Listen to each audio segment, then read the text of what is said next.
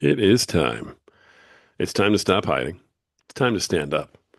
It's time for Christians to come together, to share their testimony, and to inspire hope. Folks, it's time to join with your brothers and sisters as we answer the call. It is time to wake up the lions.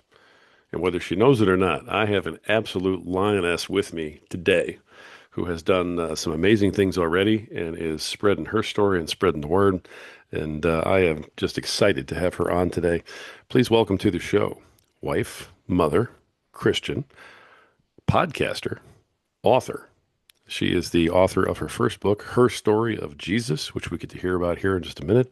She's also the host of Profound Moments podcast, which I have to tell you is already blowing up on the charts. You folks have to check this out. Please welcome to the show, Katie Sampias. Katie, how are you doing?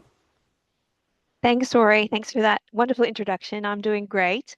Um, and Rory and I just had a bit of a chat just before we spoke about um, being a lion and telling a story. And as I get into telling my story, or just before I do, I have to say it's not something that comes naturally to me.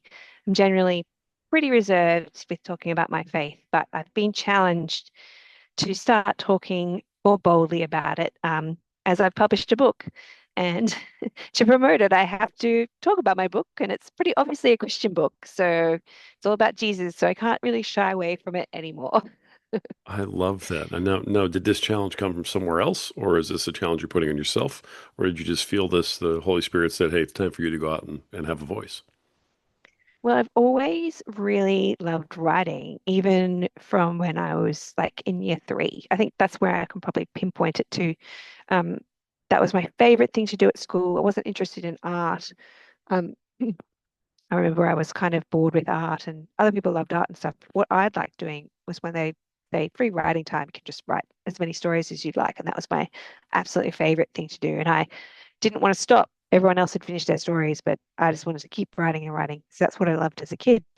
And so I always had this interest in writing, um, but mm, was kind of talked a little bit out of pursuing journalism as a career path. Hmm. Just So I ended up doing something more practical when I went to college, but I still had the interest in writing. Oh, and I should say also, I was into writing when I was around 12, and I did win a trip overseas for writing to the paper. So that was a big deal. Wow. Yeah, that was fun. They had this thing called the Fun Club in the local paper, and you just wrote stories or poetry, and they picked me as the Fun Club Member of the Year. So that was great. So it was, That I is guess, my cool. first paycheck for writing. Oh my gosh, Uh, that's fantastic. I mean, you're like, oh, by the way, I want a trip overseas, and apparently yeah, I mean, did you get paid for it too, or was the payment the no, I overseas didn't get trip? paid for it too. The payment was the overseas trip. Yeah, That's so cool. I mean, at there's nothing 12. like that now, though. I think that was the very last year they had the Fun Club in the paper because journalism's changed so much with um, how things are printed and now everything's on the internet and that sort of Hmm. thing. But it was pretty cool. Although I was kind of embarrassed because I thought, oh, I'm too old for this Fun Club. I'm 12. I'm so old. It's embarrassing that I've won this. Anyway, so that was my first paycheck for writing. Nice. I guess you'd call it. Um, so the desire to write a book still stayed, Hmm. but I had all this frustration about it because I didn't really know what the book was about. And I'm like, well, how am I supposed to write a book if I don't actually know what the book's about? I don't really know how to write a book. Um, but this is like the idea for this book is something that came to me over time. I went back and I did study journalism when I was a bit older. I did it while I was working full time. And in that course, got to do some creative writing subjects, and one of them was historical fiction writing.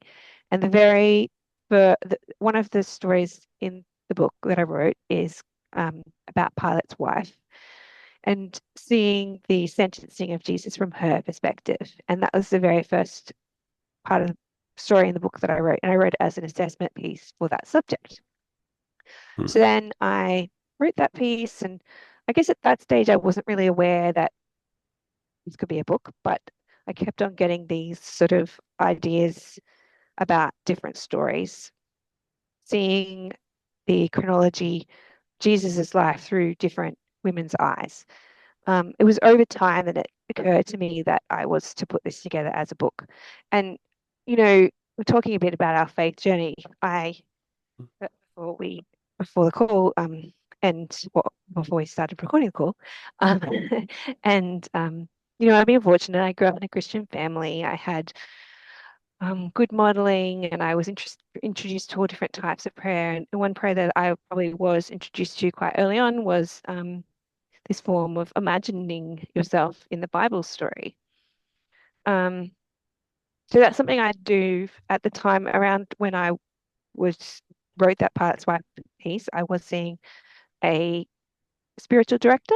I don't know if everyone knows what that is, but you go to this person, you talk about your prayer life, they help you understand where God might be saying to you in your prayer life. Okay.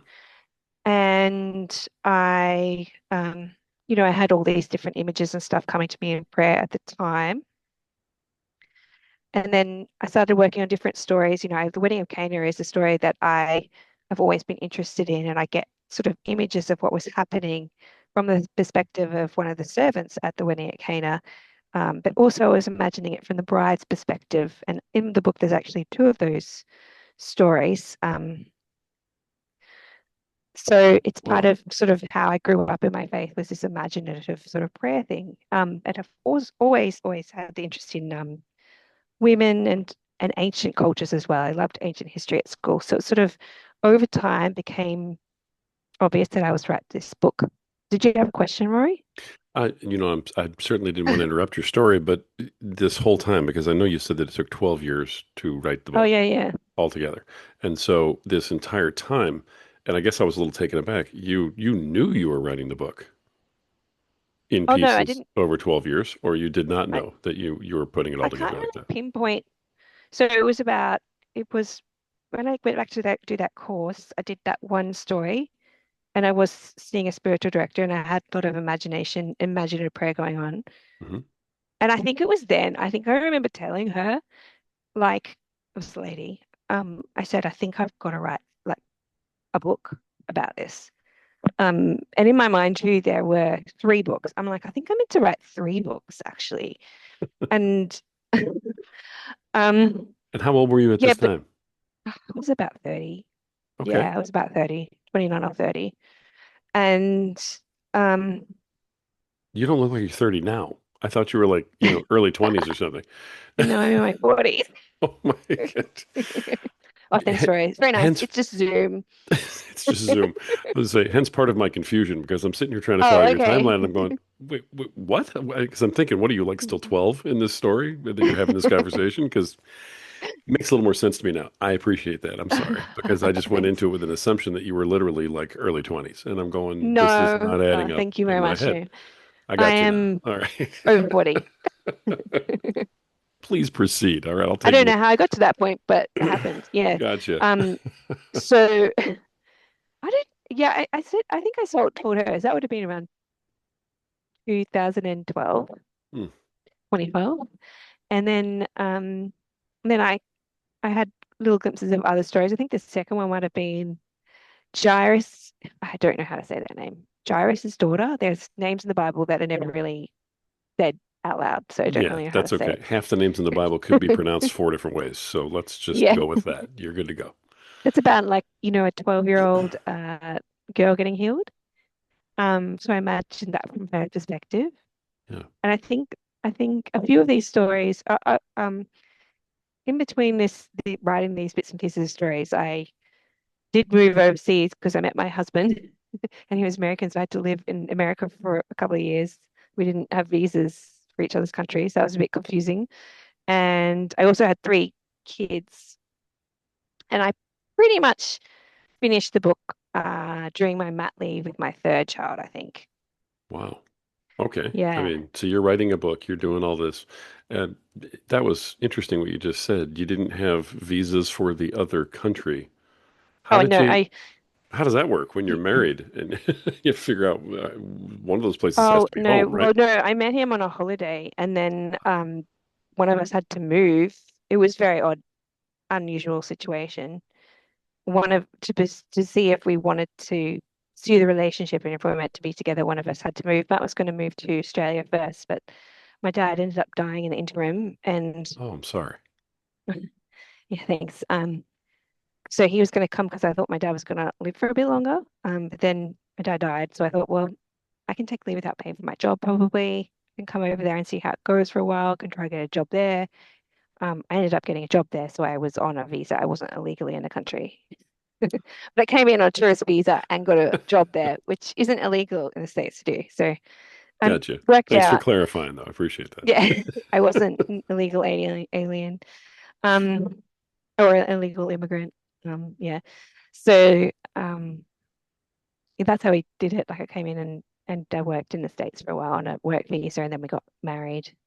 But you don't just as I know this is not really that relevant to my story, but visa issues are very complicated. You don't automatically get a green card just after getting married. You Yeah. have to have lived in the country. It's very complicated. But he has dual citizenship now. I don't have American citizenship because I haven't lived there long enough, and we live here at the moment, so I couldn't get it at the moment. But yeah, it's all worked out. Got So it. Got it. So you are in Australia, both of you now. You're both, yeah, he's there got he's sort of got a permanently. passport. Yeah, Gotcha. he's a citizen now. Yeah. Wonderful. Um, but yes, that was that was a lot of trust in God. As an aside, that whole process of getting together and working out how it's going to I work. would imagine. I was thinking the whole time you're telling the story, you are no stranger to taking a leap of faith here. Yeah, that was a You're big leap working. of faith. Yeah, that was really tricky leap of faith. Um, I felt really peaceful about it though, which is weird because it was so extreme. I remember what someone saying to me, this is crazy. You're taking this big risk. Like, why are you doing this? I'm like, well, I want to get married and have kids, and this might be my only chance to pursue that. It's, seeing as we're students, but we're from different countries, so I'm gonna give it a crack. Um, I love the yeah, and guy. it It's worked out. not a bad reason. You know what Yeah. I mean? So that's awesome. But no, Um, I love it. I mean, that's all part of your story. So yeah, that is part of my story. And as an aside, there was some imaginative prayer you can read about on my Substack about that whole situation. And I've actually been asked to write an article about it for a magazine. Um, it's due in October, so I'll have to do that soon. wow. I'll put that on my Substack as well. But yeah, Have my you done faith writing as a journey, living? no, No, I'm just I haven't curious. I earned mean, enough. well, you just got an offer for a magazine, so I mean, somebody's seeing your stuff somewhere. For It's one a article. that's how it starts, right? That's how it starts. That's how it Starts starts, with yeah. one. You got it.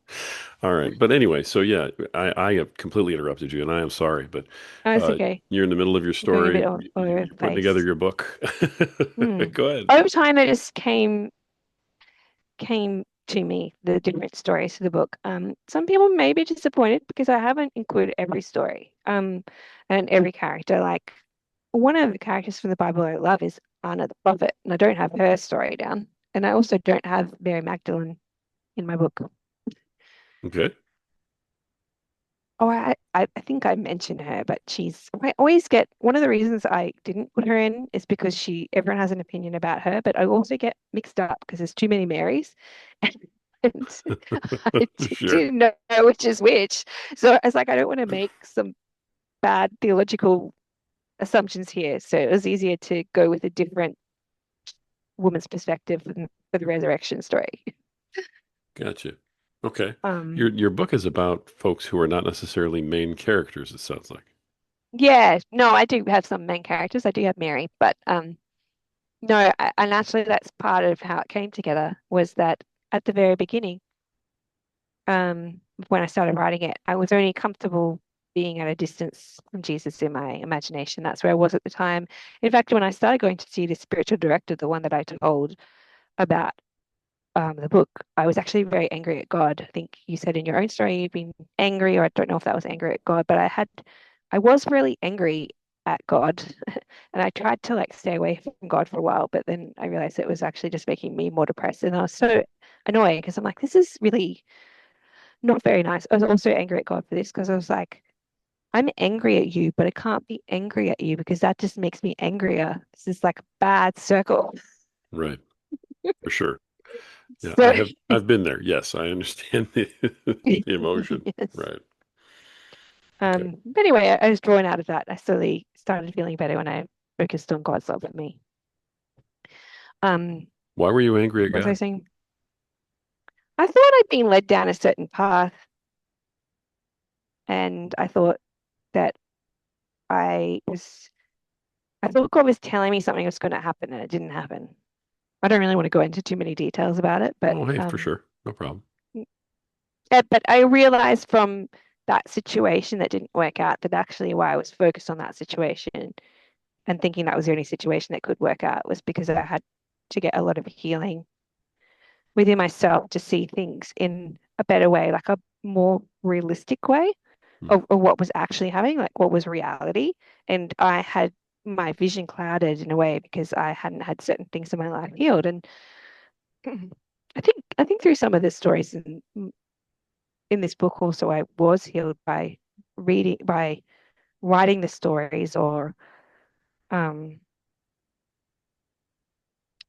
yeah, or just, over time I came to the realization that things had clouded my vision in my past. Nice. And yeah, Gotcha. Does it seem like maybe one of the reasons you were called to write the book was because you needed to be led into that healing? yeah. And exactly, that's a very profound thing you just said there, because now I think I know what I meant to say to this question, answer to this question or this on this podcast. Oh, Um, so as I said, I couldn't really see Jesus's face at the beginning when the writing happened. But as I wrote the book and as I got closer to Jesus, with the characters being closer to Jesus, I could see him and I became closer to Jesus. And the healing I had to go through had to do with men. And I realized I'd had this real thing, like I couldn't see Jesus because I was scared of men. And then I got really comfortable with Jesus. And then I had been healed, and that's when I met my husband. So yeah, it was leading me through a healing experience. yeah. And so not only so you could write the book, but also so you could meet your husband, probably. Yeah, I think so. Yeah. Yeah, Because if although you I meet didn't him, finish writing all the stories until after I'd met him, but I right. think I'd got enough healing. I think the story I had written just before I had met him was, and I go into some detail about this in the book about why it was an important part of my prayer was the resurrection story of Joanna, and she looks up and she can see Jesus. Mm, And that was a pretty important part in my journey. yeah. That's awesome. I mean, that is really wonderful. That's something that I realized later on in my life was that even if you think he's not there, I mean, you may be mad at him, but he doesn't get mad at you and walk away. He's always still there. He doesn't force himself on you, Right. and you had to wait until I was ready Right. to come closer.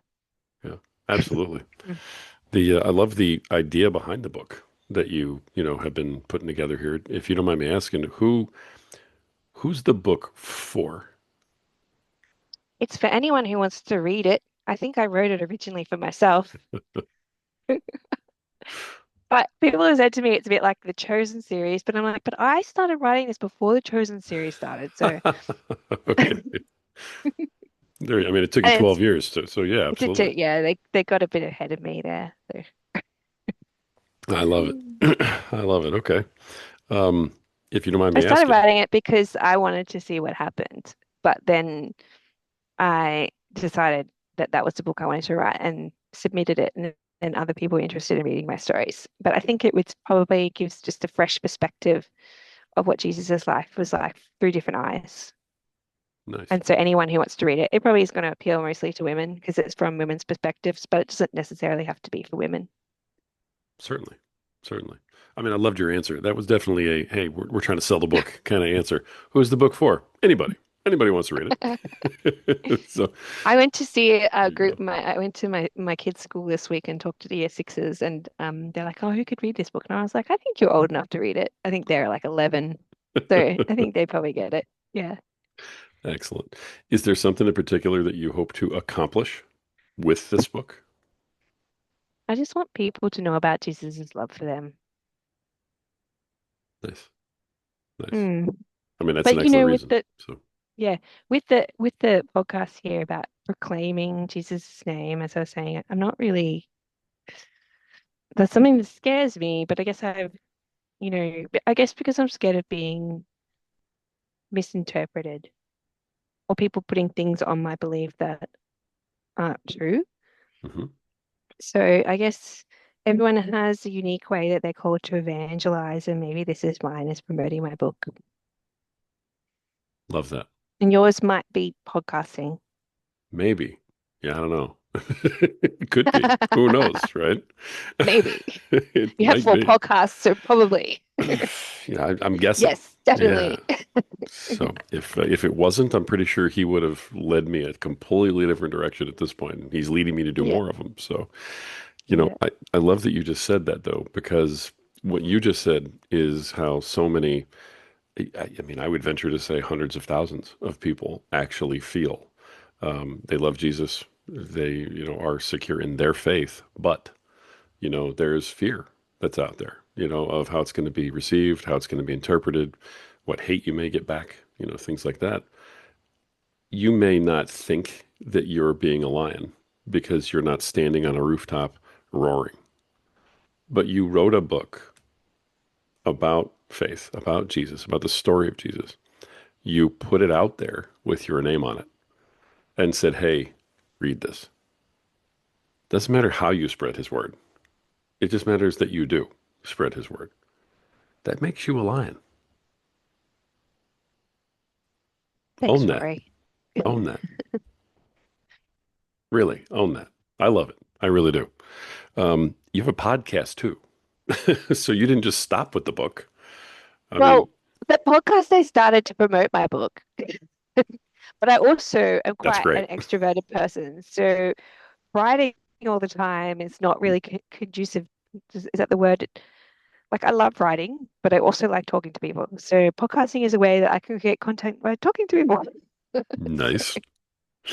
Yeah, I'm sure the podcast helps in promoting the book, and that's a great reason to yeah. start. I'm all about podcasting. Big shock. I love it. But by the same token, you interview people on this podcast. Yeah, I do. Yeah. Right. What's your purpose in bringing those folks on? I want to bring their stories out. It's actually probably quite a similar purpose to this podcast. Hmm. Right. Mm. So that's not just about selling the book. That's also about spreading his word for other people too. Hmm. Mine's a bit more like, when I started it, Hmm. I I I wasn't necessarily going to talk about like completely Christianity because I thought people might have a voice just to talk about how they're finding meaning in their life. Hmm. But it's kind of people who have started to come to me and they want to talk about their mystical experiences, which I didn't plan plan it to be. But now everyone wants to talk to me about these mystical spiritual experiences they've had generally within Christianity. So I'm finding that quite interesting. Nice. It's amazing how he brings you what you need. If you just Mm, sit back and let it come, he brings you what you need and sends you where you need to go.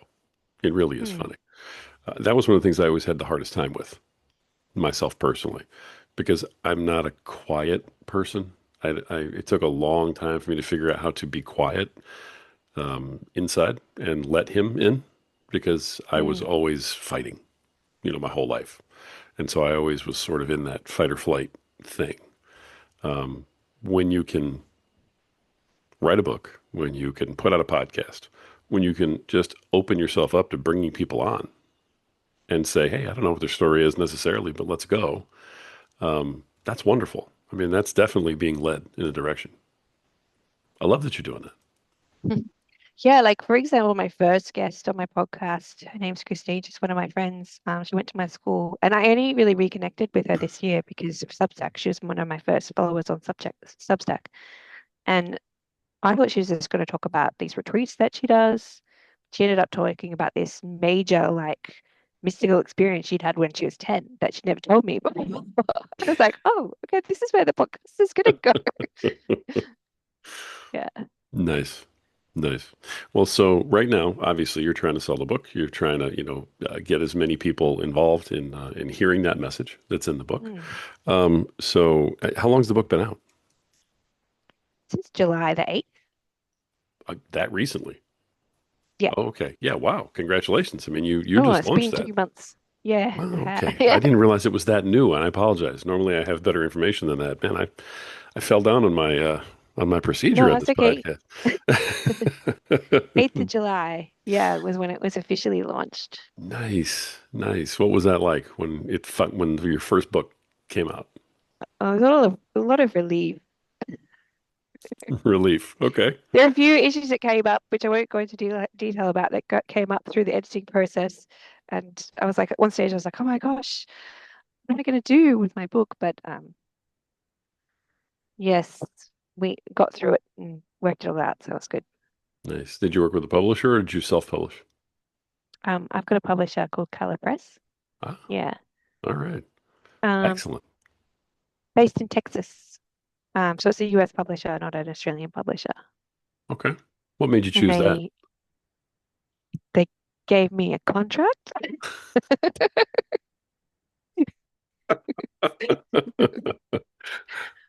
I mean, okay. No, I actually What a great already answer.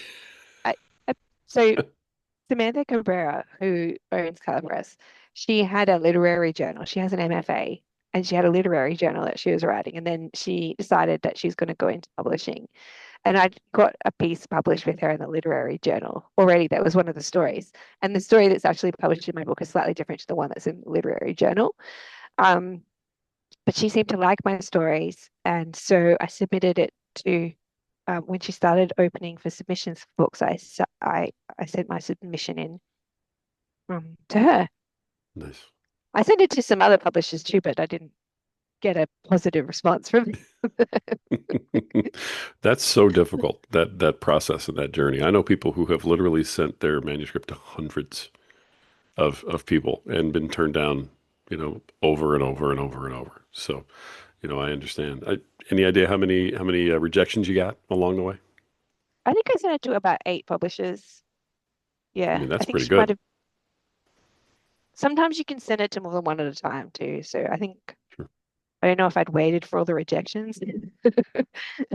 So They might still be coming in, you don't know. I hadn't actually finished the book at that time. I still had a few stories to write. I just wrote my submission, Oh and my goodness. the submission I probably sent to about 8 different publishers, I think. I love it. Well, I love that you're using the book and the podcast to open people up to his word and to I mean it's a form of starting discipleship in a lot of ways. Do you look at it that way when you're doing the podcast and when you're talking about your book? Well, people want to talk about these things on my podcast. I'm finding everyone wants to talk on a podcast about these sorts of things. Mhm. Or maybe it's just me people want to talk to about these things. I don't know. Could be. It's like um, starting discipleship with the book. I think I want to share it because it's a way that I like to connect with God. And I think other people may find that it helps them connect with God through that imagination, prayer experience. Nice. So it helped me feel a lot closer to Jesus. So yeah, I And think it's a form of nice. discipleship, but I also imagine in this what it was like for the first followers of Jesus and from the female point of view. So I write a piece that's sort of after Jesus's death, and I imagine all the stuff that they've gone through after Jesus's death and getting things together to getting, it must have been a bit chaotic having to get um, groups together and preach the well, they didn't even have the gospel because they didn't have the anything written down, preach Jesus' word back in the early days. So I imagine that in my book as well. Nice. That kind of Nice. helps me feel like a bit more of a powerful disciple, maybe, or powerful proclaimer, imagining the very early church. Nice. Okay. I mean, you're representing these women by putting this book out there. Hmm. Excellent. They're pretty strong women, I think. I Well, think you know. they would have had to be, especially back in that time. My goodness. So yeah, no, I love that you're doing that and putting that word out. You're putting these women up, it sounds like, as role models for people, especially today. Definitely. Yeah. With everything people have to deal with today, look what these women had to deal with back then. Just in order to believe in this sort of thing was a revolutionary act back then, Hmm. right? And in terms of the advantages you have now, as opposed to what we all had back then, but also women didn't have all those back then. It was a different society. Hmm. It was a different life. So Definitely. it's really interesting what you're doing. There's a lot of levels to it, and I'm really impressed with it. I can't wait to read the Thanks, book. Rory. So yeah, that's going to be fantastic. How do people get your book? Is it on your website? Is it on Amazon? I mean, you're working with a highfalutin publisher now, so I'm not real sure if it's a Absolutely. special order or how this works. Um, so Calipress has a website. You can order it directly off that if you're in the US. I think I'm not sure if they ship to Canada. But it's also available on Amazon Hmm. and Barnes and Noble online. And there's a number of different online stores that it's available on if you just Google my name and Her Story of Jesus to get the best price. Oh, nice. So All right. Hey, we're all trying to do that right now, especially yeah. in the States. So You can, there's a Kindle version of my book as well too, if you don't want to have the actual hard copy. excellent. That's a bit How, cheaper. have you So done the audiobook yet? no, I want an audiobook, but my publisher hasn't started doing those yet. So maybe if we sell many more copies of my book, then Mhm. we can do my audiobook. Awesome. Well, when you do, I You can hope you always read get it. the Yeah. Kindle version and then get the AI person to read it. Don't you do that? AI. Oh my gosh. With your accent and your voice, if anybody's going to read your book, you should read your book. Yeah. For sure. And you're already podcasting. So, I mean, it's old hat now for you to talking to a mic. You should be able to knock that out of the park. I do have my launch party on my Substack too, and I do a live reading if you want to go back and look at if any of your listeners want to go back and look at the launch party. I was very nervous. So, but there is a live reading of one of the stories there. It's a story about Anya, who I have imagined as being the bleeding woman. Hmm. And Okay. that is the story that I submitted to Colour Press that first got published with them in their literary journal. Or is it their literary journal or their online magazine? Because they have online. I've just got an online. I think it was published online, not the literary journal. Sorry. I've It's okay. got to get that right. Yeah. All right. Now, we'll have a link for that Substack for sure in the show notes. And so people can go check that out. If they go follow that link that you had there for us, then they'll be able to find that, right? Yeah. If you go to my Substack, you'll be able to find my launch party. It's one of my posts. Love it. Absolutely love it. All right. Let me ask you this question as we kind of, bring things together here and start wrapping things up. Um, a lot of people have a hard time putting their voice out there. And it doesn't sound like you've had an easy time with that. Is that fair? Yeah. I guess I don't, I feel like if I want to talk about my faith, I want to be able to engage in conversations with nuance. And sometimes I feel like people will just put these blanket views on me if I start talking about that I'm a believer or something. It's hard to talk about in today's culture. Sure. But What? maybe this is, as I said, this is my way of doing it. What do you want to ask me, Rory? Oh, I'm sorry. I'm curious what your advice might be Well, for somebody else out there who feels that way and is having that kind of issue. I think maybe think about what it is in what is your unique way of being of spreading the word. It may not be standing on a pulpit and or standing on the street corner and reading Bible passages. I know there was always one guy that did that every week when I was at college, and he'd have a wide berth around him.